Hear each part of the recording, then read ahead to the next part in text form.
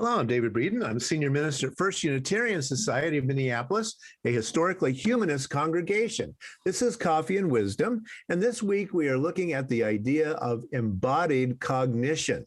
That is the difference between I think, therefore I am, and I am because we are. Talking about cultural difference and how we perceive the world and what the implications of that really are. I refer often to a quote from Clifford Geertz, an anthropologist he lived 1926 to 2006, and he said this: "The Western conception of the person as a bounded, unique, more or less integrated motivational and cognitive universe, a dynamic center of awareness, emotion, judgment, and action organized into a distinctive whole and set contrastively against both against other such wholes and against the social and natural background is, however incorrigible it may seem to us, a rather peculiar idea within the context of the world's cultures." So you get the idea here from an anthropologist who has been studying the interpretation of cultures and how cultures socially see the world, and as the difference between groups and individuals, that the Western conception of the individual,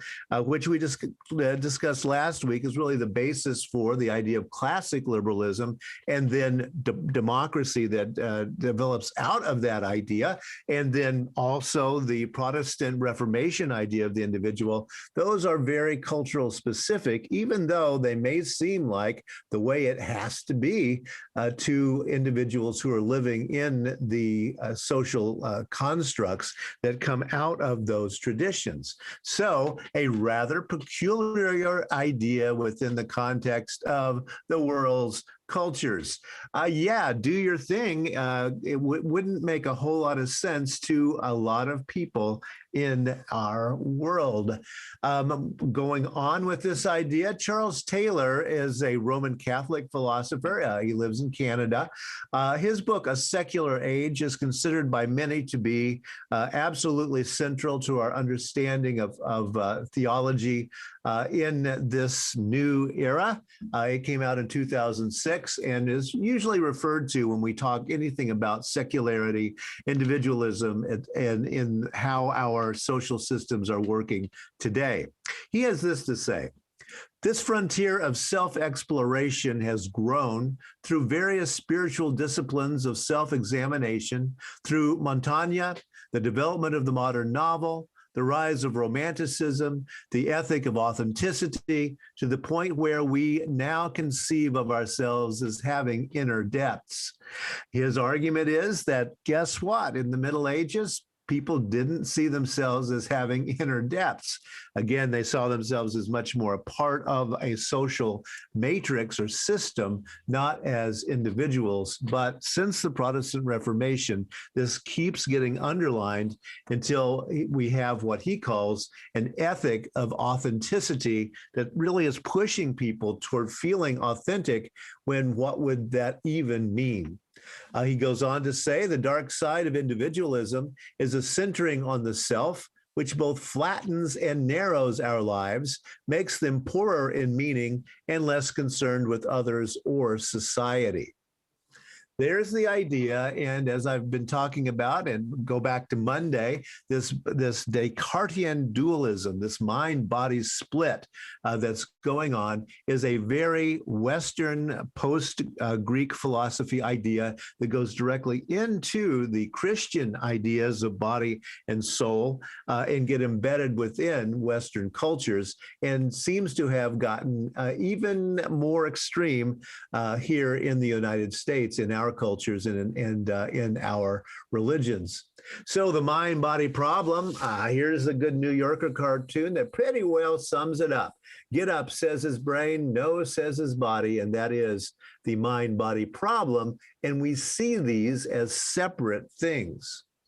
Uh, Fawzur Rahman is a imam, and he has this to say about the Quran. The Quran does not appear to endorse the kind of doctrine of a radical mind-body dualism found in Greek philosophy, Christianity, or Hinduism. Indeed, there is hardly a passage in the Quran that says that man is composed of two separate, let alone disparate substances, the body and the soul. So it's very much a Christian viewpoint that has grown out of Roman Catholicism in the Western world that permeated Europe and then went out to the many European colonies. He does mention Hinduism there, and that is important because, as I set up the idea yesterday, yoga coming out of Hindu tradition very much does talk about this mind-body problem, although it talks about it in a very different kind of way. In Hindu philosophy and theology, we have two things in the universe: primordial consciousness and primordial matter.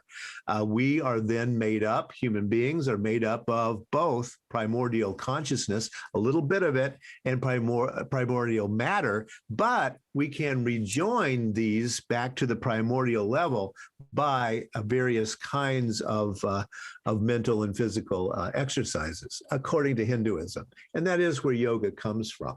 So I mentioned yesterday that the yoga industry in the US, this is the US alone, was a bit over $5 billion industry per year in 2005. And by 2020, it had gone over $50 billion a year. So there's something in yoga that appeals to this idea of the Western mind. Yeah, it does have to do with exercise, but there is also a spiritual component that appears to be appealing to people. Elizabeth Day Michaelis is a scholar who studies yoga in the U.S. A History of Modern Yoga is a book that she just came out with, and she defines U.S. yoga as, quote, the graft of a Western branch onto the Indian tree of yoga. Yes, India in Hindu tradition does have a yoga tradition, but the one that comes into Western consciousness, and especially American consciousness, is not like that. Henry David Thoreau, we've had a lot of fun with him over the months at Coffee and Wisdom because he is often pulled into every conversation of anything having to do with alternative religious ideas or philosophies. He did write this to some extent, and at rate intervals, even I am a yogi. Okay, Henry, he's a yogi too. And what they're talking about is something that comes out of the Yoga Sutras of Patanjali. Patanjali lived in India somewhere, we're not really quite sure, somewhere in the 100 to 200 before the Common Era. He compiled the Yoga Sutras that we have today as a collection of aphorisms on yoga practice. He wasn't pretending to be writing this book. He was drawing these out of yoga practice and putting them in manuscript form. He has this to say: undisturbed calmness of mind is attained by cultivating friendliness toward the happy, compassion for the unhappy, delight in the virtuous, and indifference toward the wicked. Sounds a lot like Stoicism, doesn't it, as we discussed last week? He also said this: for those who have an intense urge for spirit and wisdom, it sits near them waiting. All you got to do is sit down and focus, and you too can find spirit and wisdom nearby. Yoga is a word that comes into English in the 1820s. It does come from Hindi yoga, and then ultimately from Sanskrit, the sacred language of Hinduism. It literally means yoking or a union with something, the supreme primordial consciousness or the supreme spirit. In actual fact, Patanjali's idea of yoga is very, very different than what we think of today. There are 8 branches of yoga practice, according to Patanjali, with 7 different aspects that lead to an 8th, which is samadhi. That would be enlightenment or bliss, nirvana, as the Buddhists call it. So number one is yama, restraints, moral disciplines, and moral vows. You don't drink alcohol, you don't drink stimulants, you do those kind of disciplines. Then two is niyama, that's positive duties or observances, those things that you do in a sacred way. And three is asana or posture. This is the only mention of in Patanjali's work of yoga postures. This is one of the great Western misunderstandings of what yoga is. As a matter of fact, if you actually read the book, which I would recommend that you do, it is very enlightening. You'll only see about half a page in terms of yoga posture.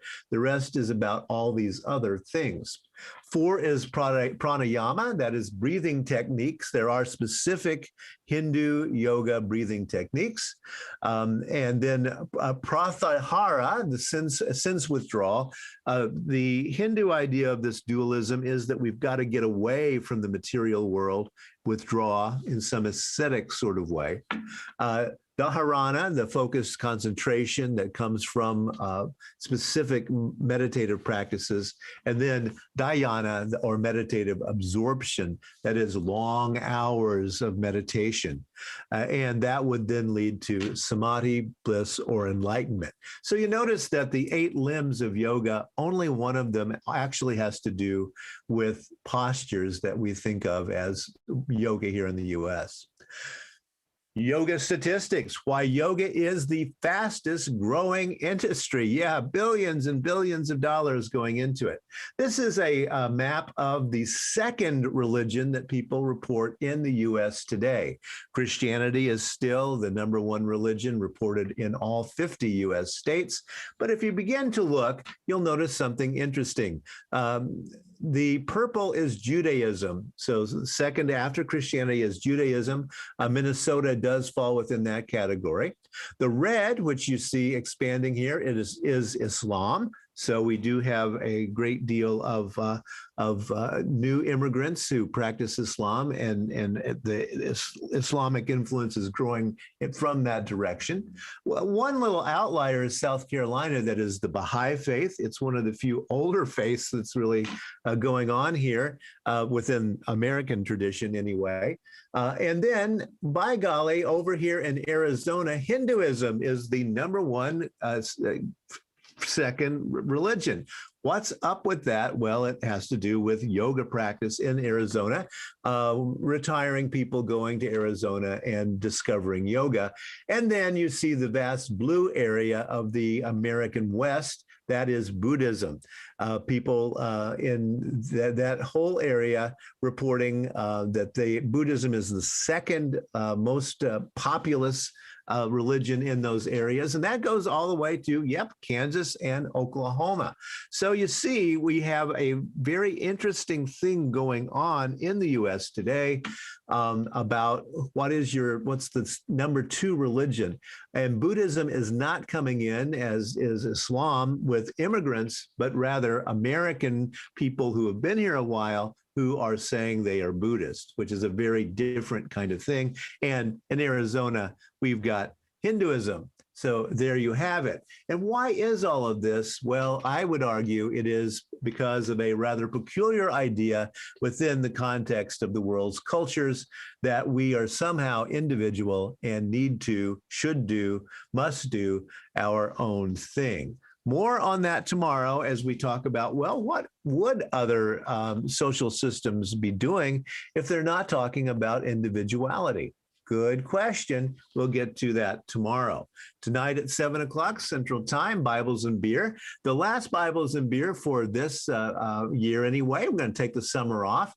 Tonight, Commie Apostles.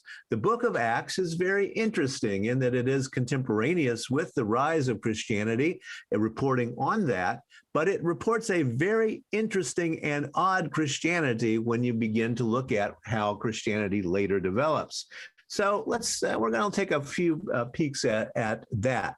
And our theme this month is becoming. We'll be discussing that in all of our programming at First Unitarian Society. I'll be back tomorrow, or join in with Bibles and Beer tonight. Thank you.